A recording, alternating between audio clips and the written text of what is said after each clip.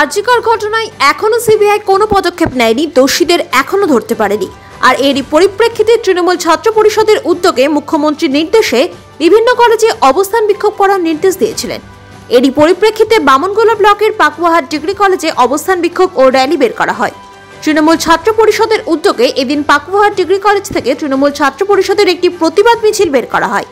এই মিছিল গোটা এলাকা পরিক্রমা করে পুনরায় পাকুয়াহাট ডিগ্রি কলেজের সামনে এসে অবস্থান বিক্ষোভ কর্মসূচি পালন করে। পাকুয়াহাট ডিগ্রি কলেজ তৃণমূল ছাত্র পরিষদের তরফে জানানো হয়, সিবিআই এতদিন কি করছে, দোষীদের ধরতে পারছে না কেন? দোষীদের শাস্তির দাবিতে মুখ্যমন্ত্রী পথে হেঁটেছেন। আমরা তার সাথে বিভিন্ন কলেজে আজ প্রতিবাদ মিছিল জানাই। দোষীদের শাস্তির দাবিতে সিবিআই এখনো তাদের ধরতে পারেনি। কি করছে সিবিআই? দোষীদের শাস্তির দাবিতে এই বিক্ষোভ মিছিল করা হয়।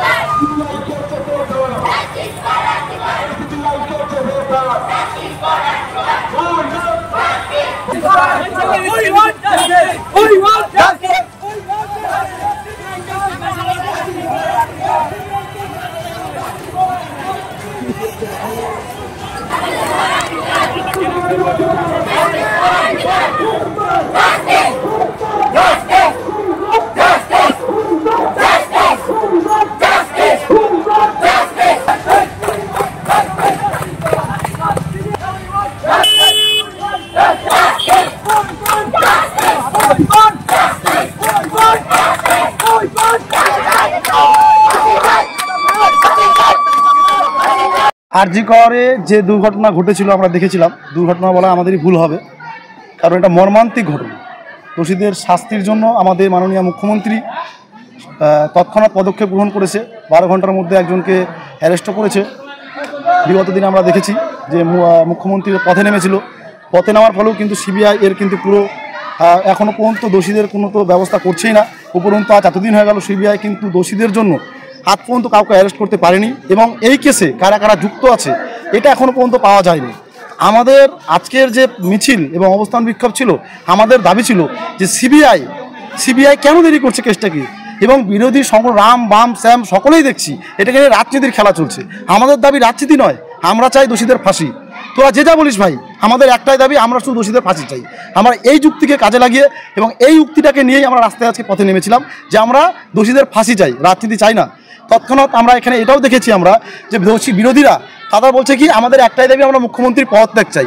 আরে ভাই, একটা দুর্ঘটনা ঘটেছে, সেখানে দাঁড়িয়ে থেকে দোষীদের ফাঁসি চাওয়া উচিত। আমরা সকলে তোমাদের সাথে আছি, তোমরা ফাঁসি চাও, তোমরা পদত্যাগ চাইছো। পদত্যাগ করে যে দোষ করেছো তার কি কোনো সাজা হবে?